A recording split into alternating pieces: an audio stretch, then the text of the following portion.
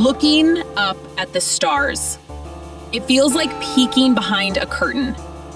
I remember nights during a blackout in the countryside. No power, just sky. Those flickers on black velvet felt like distant promises, silent, but full of meaning. Also, I was convinced one of them was a UFO. Still not totally sure it wasn't. It's wild to think each of those lights could be a massive sun. And even wilder, some are entire galaxies, each with billions of stars. Exactly. Astronomical surveys estimate there are roughly 2 trillion galaxies in the observable universe. Each galaxy, like our own Milky Way, may contain hundreds of billions of stars. Altogether, that's about 200 sextillion stars, a number so vast it surpasses all the grains of sand on Earth. Imagine holding a single grain and knowing it represents an entire sun. Now imagine a beach stretching across the cosmos. So how far does our sight actually reach? The observable universe is huge, right? Yes. It's a spherical region about 93 billion light-years across.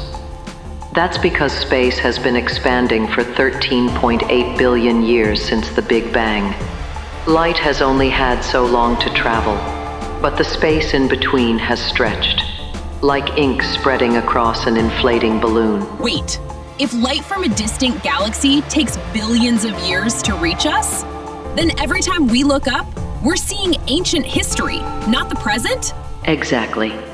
The farther out we look, the further back in time we're observing.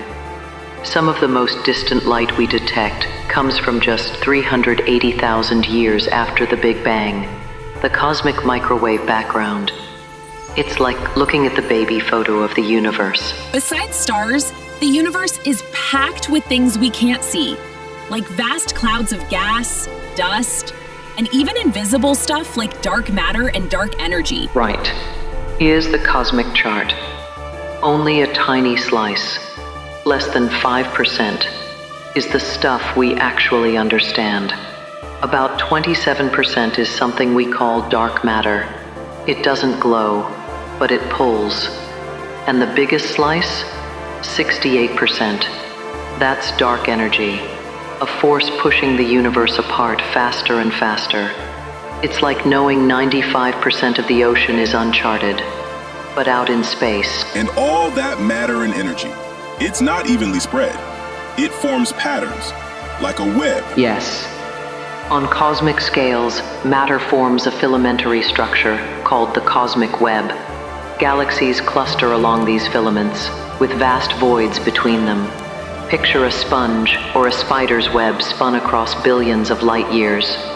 This structure emerged from tiny density fluctuations in the early universe. So when we say the universe is expanding, it's not like galaxies are flying through space. Space itself is growing. Precisely. Think of it like raisins in rising dough. The raisins move apart as the dough rises. Similarly, galaxies recede from each other as space expands. This also sets a limit on what we can observe. Beyond a certain distance, light hasn't had time to reach us. That's our cosmic horizon. Right. The cosmic horizon defines the edge of our observable universe.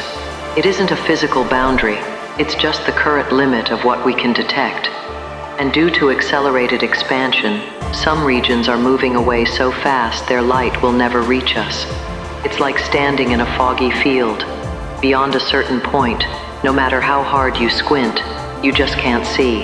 Eventually, distant galaxies will slip beyond our reach entirely. Future observers might see only their local group of galaxies. Even though we can't see beyond the horizon, physics suggests there's more. The cosmological principle says the universe should look the same everywhere on large scales. Exactly. Observations support this uniformity.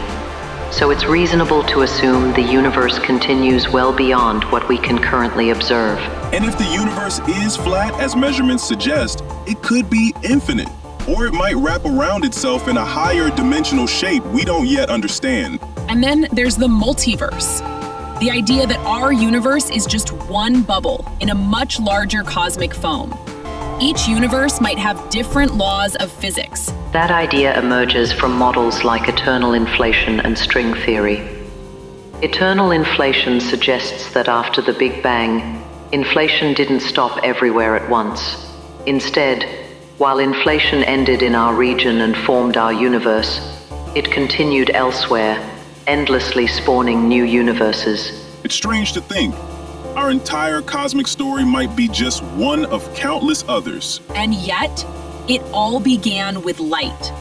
Reaching us from so far away, it's still changing how we see ourselves here and now. And maybe that's the most human thing, to search the dark for light, to find meaning in the silence between stars.